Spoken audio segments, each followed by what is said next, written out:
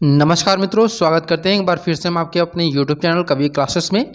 इस सेशन में हम लोग DU बीएड के बारे में बात करेंगे, यानी कि दिल्ली यूनिवर्सिटी की जो बीएड कोर्स होता है 2 वर्ष का, इसके बारे में बात करेंगे कि इसकी लास्ट डेट जो यहाँ पे थंबनेल आप लोग पढ़ चुके होंगे 15 मई है। Eligibility criteria, syllabus, teaching subject क्या होना चाहिए, जैसे क्या इसमें आपको एडमिशन लेना है तो सबसे पहले आपको चुनना पड़ेगा कि आप कौन सा यहाँ पर विषय पढ़ना चाहते हैं टीचिंग के लिए। ठीक है, इन सभी चीज़ों के बारे में संपूर्ण जानकारी आपको मैं इस वीडियो में देने वाला हूँ, तो वीडियो को स्किप मत करिएगा, पूरा एंड तक जरूर देखिएगा। चलिए शुरू करते हैं आज अपने सेशन को।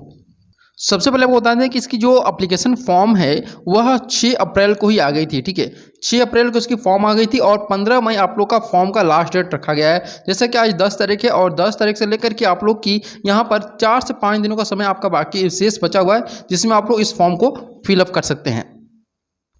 कहीं भी आप लोग एडमिशन लेना चाहते हैं बीएड में, तो उससे पहले आपको मालूम होना चाहिए कि वहाँ पर बीएड का कोर्स जो होता है वह कौन कौन से कॉलेज में चलाए जाते हैं।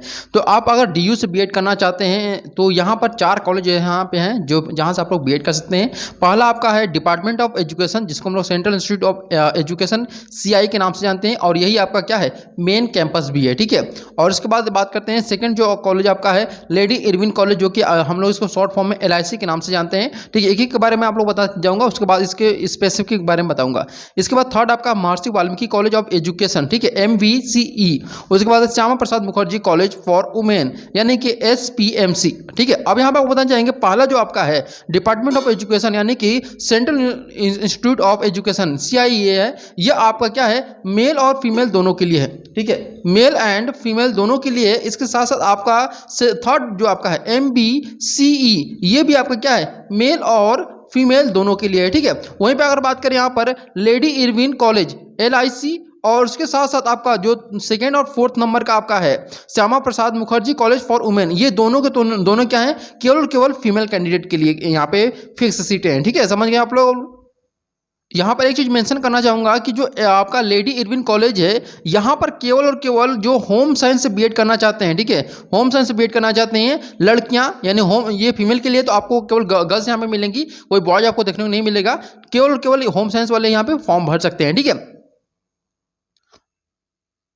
अगर यहाँ पे इसके फीस की बात करें कि यहाँ पर पढ़ाई करने पर आपको कितना फीस पेमेंट करना पड़ेगा, तो CI में अगर आप पढ़ाई करते हैं तो आपको 5,110 रुपये पेमेंट करना पड़ेगा। ठीक है, उसके बाद यहाँ पे अगर LIC से आप बीएड कर रहे हैं तो आपको ज़्यादा नहीं करना होगा, लेकिन कुछ ज़्यादा होता है यहाँ पर, क्योंकि स्पेशली यहाँ पर होम साइंस क्लास चलती हैं। तो यहाँ पे 34,985, ठीक है, कितना होता है 34,985। और कहा जाता है कि यहाँ से जो बीएड करते हैं आपका होम साइंस में, उनका जॉब लगना फिक्स रहता है। ठीक है, इसके बाद आपका थर्ड नंबर आता है महर्षि Valmiki college of education MVCE। यहाँ पर जो आप लोग की फी रखी गई है वो 8,000 रुपये 310 रुपये रखा गया, 8,310 रुपये रखा गया। वही SPMC यानी कि जो आपका श्यामा प्रसाद मुखर्जी कॉलेज है, यहाँ पे आपकी जो फीस रखी गई है वो 12,800 रुपये रखी गई है। ठीक है, 12,850 रुपये फीस इसकी रखी गई है, यानी कि आपका department of education main campus में आपका सबसे कम फीस लगता है। ठीक है, नंबर 1। सेकेंड नंबर पर जो सबसे कम फीस लगता है वो आपका महर्षि वाल्मीकि कॉलेज ऑफ एजुकेशन है, यानी कि जिसको हम लोग सेकेंड नंबर पर रख सकते हैं।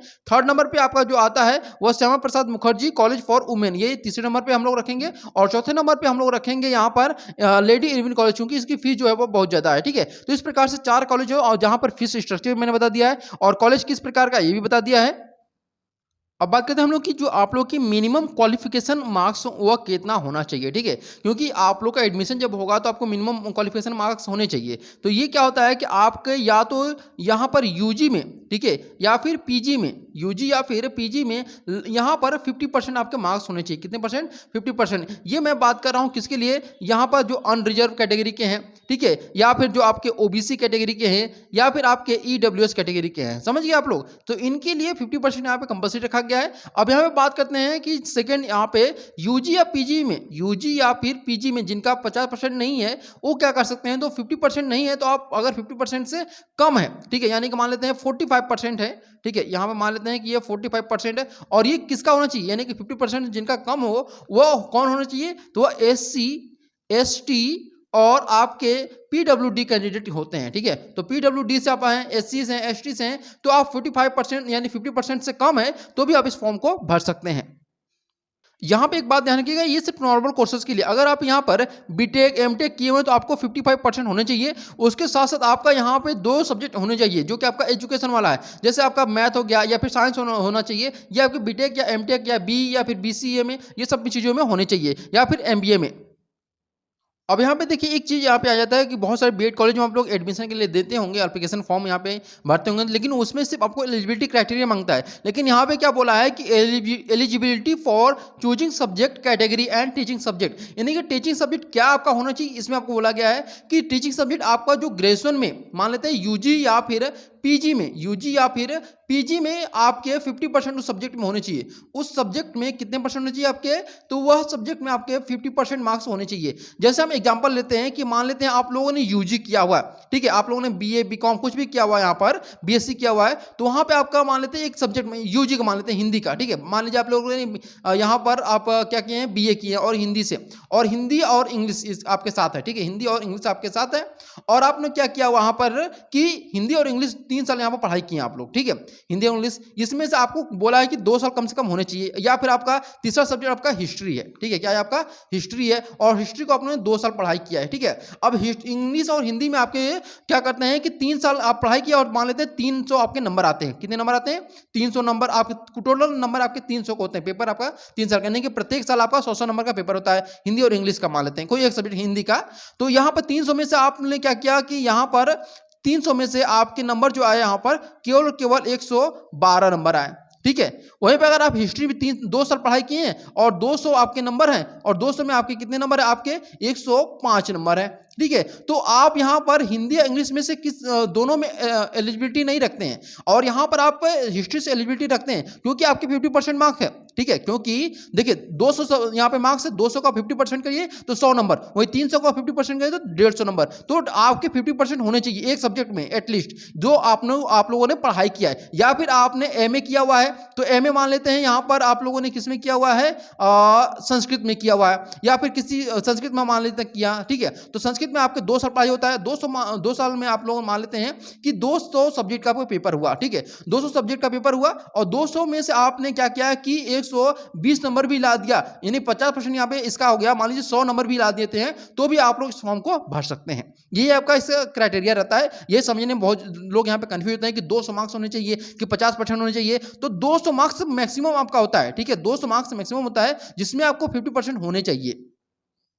जैसे इसको समझाने के लिए आपको यहाँ पे एग्जांपल दे रहा हूँ, जैसे आप साइंस ग्रुप से फॉर्म भर रहे हैं, ठीक है, जैसे कि आपको पता है कि यहाँ पे 5-6 विषय में आप सब्जेक्ट स्ट्रीम होता है, सब्जेक्ट स्ट्रीम, जिसमें आप लोग फॉर्म भर सकते हैं। पहला जो सब्जेक्ट स्ट्रीम आपका है साइंस, अगर साइंस स्ट्रीम से आप फॉर्म भर रहे हैं तो आपके यहाँ पर ग्रेजुएशन में बायोलॉजी, केमिस्ट्री, या फिर इंटीग्रेटेड साइंस, या फिर मैथमेटिक्स, या फिर फिजिक्स, इन 5 में से, ठीक है, इन 5 में से कम एक विषय में आपके कितने विषय होने चाहिए, 50% होने चाहिए। मान लेते हैं बायोलॉजी आप लोगों ने 2 साल पढ़ाई किया है, ठीक है, 2 साल पढ़ाई किया बायोलॉजी का, जिसमें आपके 200 मार्क्स के हुए, ठीक है, और इसमें से अगर आप 100 नंबर लाए हुए हैं तो आप बायोलॉजी से कर सकते हैं। लेकिन वही केमिस्ट्री में आप 2 साल पढ़ाई किए हैं और 200 नंबर के हुआ, आप 200 में से 98 लाए, या फिर आपने 80 ला दिया, तो आप लोग 200 में से 80 लाए हैं, तो आप लोग इस फॉर्म को नहीं भर पाएंगे केमिस्ट्री से, ठीक है, मतलब फॉर्म भर देंगे लेकिन सब्जेक्ट वही आपको लेना होगा जो जिसमें आपके कम से कम 50% मार्क्स होने चाहिए।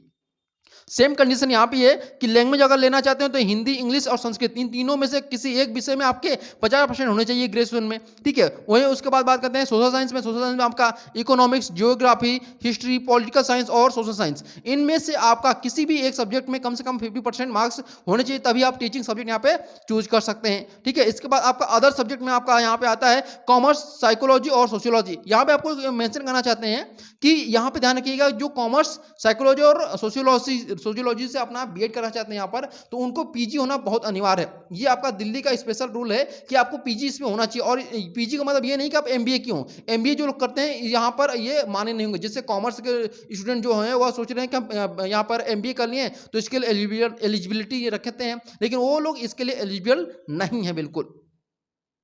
इसके अलावा यहाँ पर आपको यहाँ पर दिखाना चाहेंगे होम साइंस से अगर आप करना चाहते हैं तो होम साइंस में आपका होम साइंस आपका है जिसमें अदर लैंग्वेज आपका उर्दू और पंजाबी आता है, तो इसमें आपका 50% मार्क्स होने चाहिए। अगर बात करें कि टोटल सीट कितनी होती है यहाँ पर डीयू में, तो अगर आप डीयू बीएड करना चाहते हैं, ठीक है, ध्यान दीजिएगा कि अगर आप डीयू बीएड करना चाहते हैं तो आपको सीटों की संख्या यहाँ पर मालूम होनी चाहिए। कुल डीयू बीएड में आपके 438 सीटें हैं, ठीक है, और इसमें भी आपका डिवाइड कर दिया गया है कॉलेज के हिसाब से कि किस कॉलेज में कितनी सीटें यहाँ पे रखी गई। यहाँ पे ध्यान दीजिएगा, आपको देखिए मैं दिखा भी रहा हूँ, आपका डीओई यानी कि डिपार्टमेंट ऑफ एजुकेशन, इसमें आपका जो सब्जेक्ट ग्रुप आपका रहेगा उस अकॉर्डिंग भी आप लोग का बटा हुआ है। जैसे साइंस में आपके 40 हैं, आपके लैंग्वेज में 30 हैं, और सोशल साइंस में 40 है, अदर सब्जेक्ट में आपके 15 हैं, अदर लैंग्वेज में आपके कुछ भी नहीं यहाँ पे। टोटल सीट आपकी ये बात करें तो डीओई में 125 है, वहीं पे एलआईसी में टोटल सीटों की संख्या 125 है, जिसमें आपको केवल और होम साइंस है, और एमबीसीई में आपके टोटल जो सीटों की संख्या वह कितनी 125 है, और इसके अलावा बात करें एसपीएमसी में आपकी जो सीटों की संख्या है वह 63 रखी गई है। यानी कि टोटल जो सीटों की संख्या आप लोग की रखी गई है वह 438 सीटों की संख्या यहाँ पर है। अब बात करते हैं हम इसके सिलेबस के बारे में। तो सबसे पहले पेपर पैटर्न समझ लीजिए कि पेपर पैटर्न क्या होता है। टोटल जो क्वेश्चन इसमें पूछे जाते हैं, ठीक है, टोटल क्वेश्चन जो रहते हैं आपके 100 रहते हैं, और सभी के लिए सेम रहते हैं। ऐसा नहीं बीएचयू की तरह ये नहीं है कि सब्जेक्ट ग्रुप के अकॉर्डिंग आपका यहाँ पे पेपर होगा, सभी के लिए सेम होता है। जो टोटल क्वेश्चन होते हैं वो 100 होते हैं, और एक क्वेश्चन जो होता है आपका वह 4 नंबर का होता है, यानी कि कुल टोटल 400 नंबर के आपके पेपर होते हैं, ठीक है। और इसमें माइनस मार्किंग जो निगेटिव मार्किंग रखी गई है वह कितनी रखी गई है, तो वह -1 रखी गई है, यानी कि एक गलत प्रश्न करने पर आपको -1 मार्क्स कट कर दिए जाएंगे। और ड्यूरेशन की बात किया जाए तो यहाँ पर ड्यूरेशन जो इसकी रखी गई है वह 2 घंटे में आपको पेपर यह हल करना है, 2 आवर्स में यह पेपर हल करना है। इसके अलावा इसका जो मोड होगा वह क्या होगा, ऑनलाइन मोड से इसका एंट्रेंस एग्जामिनेशन होगा, ऑफलाइन नहीं होता इसका। अब बात करते हैं इसके सिलेबस में क्या क्या रहता है, तो देखिए ध्यान रखिएगा, यहाँ पर सब्जेक्ट नॉलेज और school, subject knowledge at school till senior secondary level, यानी कि 12th तक के जो आपका सब्जेक्ट नॉलेज होगा उसको परखा जाएगा, जिसमें कि आपका मल्टीपल चॉइस क्वेश्चन रहेंगे। इसमें जो टोटल क्वेश्चन संख्या रहेगी वह 60 रहेगी, ठीक है, इसमें 60 रहेंगे। रीजनिंग और जनरल अवेयरनेस, इसमें आपकी जो क्वेश्चन की संख्या रहेगी वह 20 रहेगी, ठीक है, इसमें कितने रहेगी, 20 रहेगी आपकी। और यहाँ पे ध्यान दीजिएगा कि रीजनिंग एंड जनरल अवेयरनेस में आपके कितने रहेंगे, तो ये 20 रहेगा, और इसके अलावा लैंग्वेज प्रोफिशिएंसी में भी आपके 20 रहेंगे, यानी कि टोटल क्वेश्चन जो होंगे आपके वह 100 क्वेश्चन होते हैं। और यहाँ पे ध्यान दीजिएगा कि जो सब्जेक्ट नॉलेज होगा वह आपका मल्टीपल चॉइस क्वेश्चन रहेगा, यानी कि एमसीक्यू रहेगा, और ये सभी एमसीक्यू रहेंगे, तीनों यहाँ पे एमसीक्यू रहेंगे। लेकिन एक बात ध्यान रखिएगा इसमें कि जो लैंग्वेज प्रोफिशिएंसी रहता है इसमें आपका लैंग्वेज वाला, इसमें हिंदी और इंग्लिश दोनों आपको करना पड़ता है, ठीक है, हिंदी और इंग्लिश दोनों करना पड़ता है पेपर, जिसमें कि आपके आंसर पैसेज आते हैं। आंसर पैसेज में आपके 20 नंबर रहते हैं, जिसमें आपका एक आंसर पैसेज हिंदी का रहेगा, एक आंसर पैसेज आपका इंग्लिश का रहेगा, इसी में से आपको सॉल्व करने होते हैं। और एक चीज़ और यहाँ पे मेंशन करना चाहूँगा मैं यहाँ पर, कि जो लोग यहाँ पे अपीयरिंग में हैं, जैसे इसमें 2022 में वो लोग क्या हैं, अपीयरिंग बीए फाइनल ईयर में हैं, या फिर आप लोग यहाँ पे कर सकते हैं कि जो लोग पीजी फाइनल ईयर में हैं तो वो भी इस फॉर्म को भर सकते हैं। ऐसा नहीं कि अपीयरिंग में आप लोग है तो आप लोग फॉर्म नहीं भर सकते। हाँ, ये है कि काउंसलिंग के टाइम आपका रिजल्ट आ जाना चाहिए, ये आपका कंपलसरी है। इसके अलावा बात करें तो यहाँ पे जो आपका इंट्रेंस एग्जामिनेशन होगा, एग्जाम की जो डेट रखी गई है वह मतलब कह सकते हैं कि एक अनुमान लगाया गया है, एग्जाम की जो डेट रखी गई है, ठीक है, वह आपका रखा गया है कब, एग्जाम की डेट वह जुलाई के में रखा गया है, ठीक है, यानी कि जुलाई में आपका एग्जाम होगा यहाँ पर। तो आप लोग अपनी तैयारी को शुरू कर दिया, और आप लोग को फॉर्म भरने के लिए अभी आज की डेट से कम 5 दिनों का समय है, तो 5 डेज में आप चाहें तो अपने फॉर्म को यहाँ पर फिलअप कर सकते हैं, जो क्राइटेरिया बताया गया, अगर वो क्राइटेरिया को फुलफिल करते हैं तो ओके। आई होप आप लोग को सारी यहाँ पे जो भी डाउट होंगे वो क्लियर हो चुके होंगे। तो चलिए यहाँ पे आपने इस सेशन को यहीं पे समाप्त करते हैं, और सेशन को लाइक जरूर करिएगा, शेयर करिएगा और सब्सक्राइब जरूर करिएगा। Thank you so much for watching this video.